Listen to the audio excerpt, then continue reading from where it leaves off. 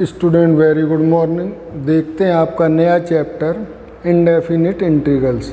आपने इससे पहले डिफरेंशिएशन पढ़ा है, तो डिफरेंशिएशन के बाद ही आता है आपके लिए इंटीग्रल। बिना डिफरेंशिएशन के आप इंटीग्रल को ठीक से नहीं समझ पाएंगे। ये मान के चलें कि जब तक आपको डिफरेंशिएशन ठीक से नहीं आएगा तो इंटीग्रेशन समझने में आपको प्रॉब्लम होगी। तो आपको मेरी ये राय है कि सबसे पहले आप डिफरेंशियल के फॉर्मूले जो हैं या एक्सरसाइज है उसको ठीक से समझ लें, उसके बाद ये एक्सरसाइज आपको बिल्कुल आसान लगेगी। अदरवाइज आपके लिए ये थोड़ी सी टिपिकल हो सकती है। तो इसमें देखो मैंने कुछ फॉर्मूले दिए हैं, सारे नहीं हैं, कुछ हैं, और जब जैसे ज़रूरत पड़ेगी तो बताते जाएंगे। कि हमने डिफरेंशिएशन पढ़ा था, उस डिफरेंशिएशन में अगर हम x का डिफरेंशिएशन करते थे, कोई फंक्शन होता था x, उसका डिफरेंशिएशन करते थे तो आता था 1। अगर x to power n plus 1 upon n plus 1 का डिफरेंशिएशन करें तो आएगा x टू पावर n, या माइनस कॉस x का डिफरेंशिएशन करें तो साइन x आएगा। साइन x का डिफरेंशिएशन करें तो कॉस x आता था। इसी तरह से टेन x का सेक स्क्वायर x आता था। तो इन सब कंक्लूजन से हम कह सकते हैं कि जो इंटीग्रल है वो अपोजिट है डिफरेंशिएशन का। यानी कि जिस फंक्शन का हमने डिफरेंशियल लिया था उसको अगर हम फिर इंटीग्रेट करेंगे तो वही फंक्शन हमें फाइंड होगा, मिलेगा हमें वही फंक्शन जिससे हमने डिफरेंशियल किया था, जो आया था उसका फिर से अगर हम इंटीग्रेशन कर दें तो वही फंक्शन हमें मिलेगा।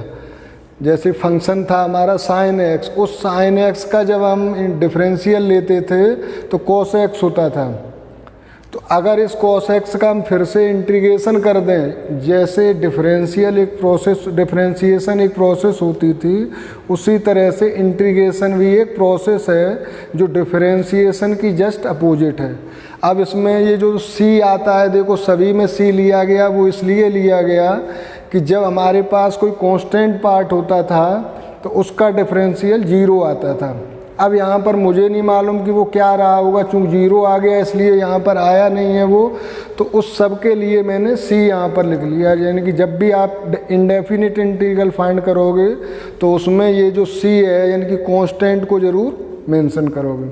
तो ये फार्मूले हैं, और इनके अलावा भी कुछ फार्मूले हैं, वो आप जैसे जैसे एक्सरसाइज करोगे तो यूज में आएंगे, बताते जाएंगे। देखते हैं आपकी एक्सरसाइज 7.1। तो इसमें आपको दिया है फर्स्ट क्वेश्चन का है फाइंड एन एंटी डेरिवेटिव। देखो चाहे एंटी डेरिवेटिव कहें या इंटीग्रल कहें, दोनों एक ही बात होती हैं। Of the following function by the method of inspection. तो देखो सबसे पहले हम देखते हैं फर्स्ट क्वेश्चन इसका, साइन 2x का हमें इंटीग्रल निकालना है। तो इंटीग्रल का जो सिंबल होता है वो कुछ इस तरह से होता है, निकालना है साइन 2x का, साइन 2x, और यहाँ पर लिखेंगे हम dx। जैसे डिफरेंशिएशन हम करते थे तो विद रिस्पेक्ट टू कुछ ना कुछ वेरिएबल होता था, इसी तरह से यहाँ भी इंटीग्रेशन जो है वो विद रिस्पेक्ट टू x होगा। तो सबसे पहले हम साइन x का अगर देखें इंटीग्रेशन, तो साइन x का इंटीग्रेशन होता है कॉस x, लेकिन साथ में जब कांस्टेंट पार्ट भी होता था तो उसका जब हम डिफरेंशिएशन करते थे तो डिफरेंशिएशन करने में ये 2 बाहर आ जाता था, यानी कि मल्टीप्लिकेशन में आता था। लेकिन जब हम इंटीग्रेशन करेंगे तो ये 2 हमारा आ जाएगा अपॉन में। ये हमेशा याद रखना है कि जो कांस्टेंट पार्ट होगा वो हमेशा डिनोमिनेटर में आएगा, यानी कि अपॉन में। तो करते हैं इसका इंटीग्रेशन। देखो इक्वल टू साइन x का होता है कॉस x, और वो भी होगा माइनस में, तो ये हो जाएगा माइनस कॉस 2x। और जब हम 2x का करेंगे तो मैंने बताया कि ये डिनोमिनेटर में जो भी कांस्टेंट होता है वो जाता है, तो ये हो जाएगा 1/2। और एक चीज़ आप लगाना नहीं भूलेंगे, हर इंटीग्रेशन के बाद आप कांस्टेंट c यहाँ पर ज़रूर राइट करेंगे। तो अब आपका प्लस माइनस थोड़ा सेट कर लेते हैं, ये आ जाएगा -1/2 cos 2x प्लस c। बिल्कुल सिंपल होगा, लेकिन तब होगा जब आपको डिफरेंशिएशन ठीक से आता होगा। देखते हैं नेक्स्ट क्वेश्चन। सेकंड क्वेश्चन है cos 3x, इंटीग्रेशन हमें फाइंड करना है cos 3x dx equal to, अब देखो यहाँ पर फिर वही है cos 3x का, अभी हमने sin x का बताया माइनस cos x होता था, और जब cos x का देखेंगे तो प्लस का साइन होता है, तो ये हो जाएगा sin 3x, और जब हम 3x का फाइंड करेंगे तो ये आ जाएगा 1/3, जो भी कांस्टेंट पार्ट होगा वो अपोन में आएगा, और प्लस यहाँ पर c, नेक्स्ट स्टेप में इसको सेट करके 1/3 sin 3x प्लस c, ये हो गया इंटीग्रेशन आपका सेकंड क्वेश्चन का। थर्ड देखते हैं। थर्ड क्वेश्चन दिया है हमें e⁻²x, तो इसको भी देखो इसी तरह से करेंगे, बिल्कुल आसान है। e⁻²x dx, तो e⁻x का डिफरेंशिएशन होता था e⁻x, लेकिन जब 2x का करेंगे तो 2 आता था आगे, लेकिन ये इंटीग्रेशन है तो इसमें 1/, हो जाएगा। तो ये भी उसी तरह से होगा, यानी कि e⁻2x इंटू 1/2 प्लस c, और इसको भी थोड़ा अरेंज कर दें तो ये 1/2 e⁻2x प्लस c। अगर आप फिर से इसका डिफरेंशिएशन करेंगे तो वही फंक्शन आ जाएगा जिसका ये था डिफरेंशिएशन, तो ये आपका आ गया 1/2 e⁻2x प्लस c। देखते हैं फोर्थ क्वेश्चन। फोर्थ क्वेश्चन है ax plus b⁻2, ax plus b⁻2, ax plus b⁻2 dx। तो इसको देखो हम कैसे करेंगे, इसको हम लेंगे x⁻n, ये x⁻n यानी कि ये होल जो भी लिखा है उसे हम x लेंगे, और जब x⁻n का करते हैं तो x⁻n प्लस 1 आता है, यानी कि ये आ जाएगा ax plus b whole to power n plus 1 यानी कि 2 प्लस 1, और अपॉन भी होता है n प्लस 1 यानी कि 2 प्लस 1। अब करेंगे हम फिर इसका ax प्लस b का, तो इसके साथ में जो भी कांस्टेंट लिखा हुआ है, तो x के साथ में कांस्टेंट है a, तो नीचे आएगा ये, तो 1/a होगा। ध्यान रखना है वेरिएबल के साथ में जो है उसके लिए, ये कांस्टेंट नहीं, तो 1/a प्लस हो जाएगा यहाँ c, ये ध्यान रखना है c ज़रूर लाएंगे, तो ये हो गया 2 + 1 3 यानी कि 1/3, और ये a भी यहाँ पर लिख दें, और ये आ गया आपका ax प्लस b⁻3 और प्लस c। ये कांस्टेंट नहीं भूलना, ये सभी में आना है। फिफ्थ पार्ट देखते हैं आपका। फिफ्थ दिया है sin 2x minus 4e sin 2x, bracket में लिखना है इसे, sin 2x minus 4e⁻3x e⁻3x dx। इसका इंटीग्रेशन करना है तो इनको हम डिवाइड कर लें। इंटीग्रेशन के लिए ये टर्म अलग है, ये अलग है, तो हम पहले लिखते हैं इसे sin 2x dx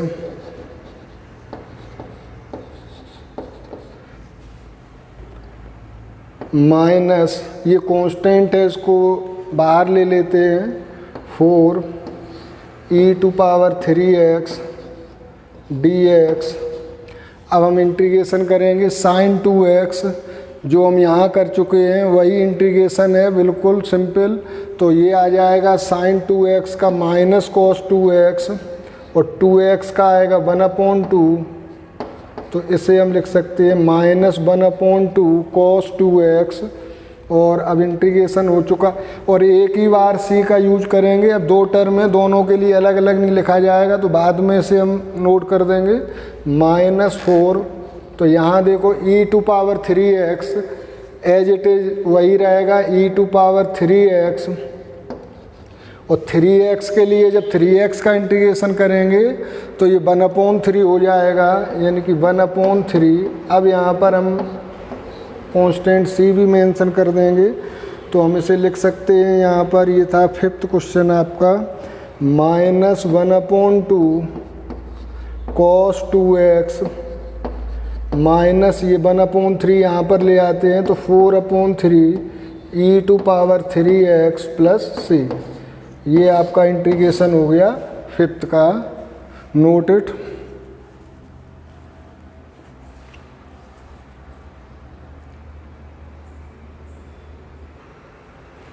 देखते हैं 6th क्वेश्चन। इसमें दिया है 4 e⁻3x + 1 dx। तो इसको भी हम डिवाइड करते हैं 2 पार्ट में। तो 4 e⁻3x dx + 1 dx = 4 constant part है, बाहर रहेगा। e⁻3x का होगा e⁻3x, और जब 3x का करेंगे तो जो कांस्टेंट है वो नीचे आता है, तो ये हो गया 4/3। कांस्टेंट c को हम बाद में लिखेंगे। 1 का करेंगे तो हो जाएगा x के dx, यानी x के रिस्पेक्ट में है तो 1 का x + c। तो ये आ गया 4/3 e⁻3x + x + c। देखते हैं 7th क्वेश्चन। x² 1 - x², ये है x², और 1 - 1/x² dx। तो देखो यहाँ पर हमें सीधा इंटीग्रेशन नहीं करना है, कुछ ट्रिग्नो भी यूज करनी है। ट्रिग्नोमेट्री या अलजेब्रा जहाँ भी यूज हो सकता है, फॉर्मूले का यूज करके अगर कुछ आसान सा स्टेप आता है तो इंटीग्रेशन आसान होगा। तो यहाँ हम देखते हैं, अगर x² का मल्टीप्लिकेशन हम दोनों में कर दें तो ये x² हो जाएगा, जिसको x⁻n की तरह कर लेंगे, और ये 1 आ जाएगा, जिसका हम आसानी से कर सकते हैं इंटीग्रेशन। तो देखते हैं, ये आएगा आपका, जब ब्रैकेट ओपन करेंगे तो x² - x²/x², और ये dx एज इट इज। तो ये हो गया x² dx माइनस ये 1 हो जाएगा, तो 1 × dx।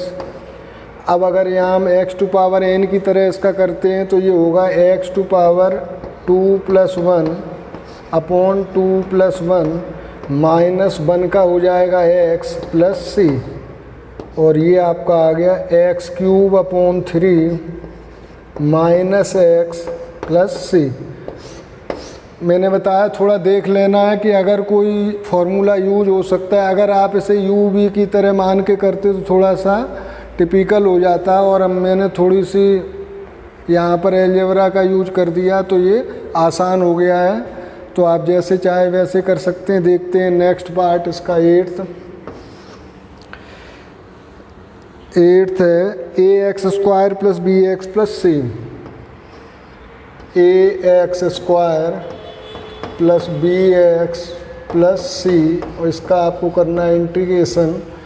तो 3 टर्म है, बिल्कुल आसान है, सबको डिवाइड करते हैं अलग अलग। तो ये आ गया ax² dx + bx dx + c dx = constant वाले टर्म बाहर ले लेते हैं। ये आ गया x² dx, और ये बाहर b आ गया, ये आ गया x dx, और ये c स्मॉल है क्योंकि अभी कैपिटल C का भी यूज करना होगा, तो यहाँ 1 लिखे देते, और ये dx।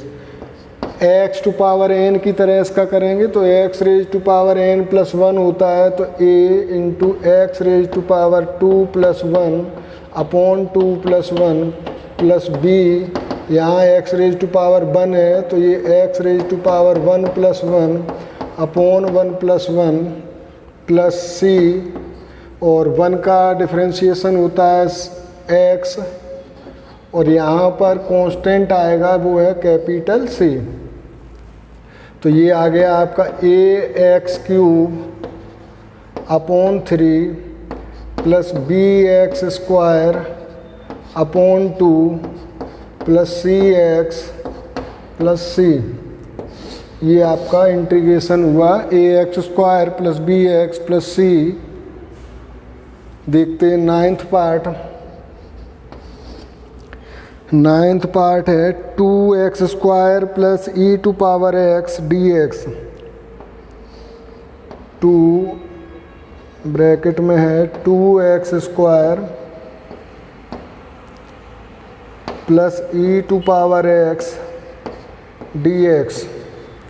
तो सबसे पहले वही करेंगे, डिवाइड कर लें अलग अलग टर्म में। तो ये आ गया 2x square d x plus e to power x d x equal to 2 constant term में बाहर रहेगा x square d x plus e to power x d x 2, ये x टू पावर n की तरह होगा तो ये हो जाएगा x टू पावर 2 प्लस 1 यानी कि 3 अपॉन 2 प्लस 1 यानी कि 3 प्लस ये e to power x as it is plus constant आएगा c। तो ये हो गया 2/3 x cube plus e raise to power x plus c। Thank you, note it. मिलते हैं नेक्स्ट वीडियो में।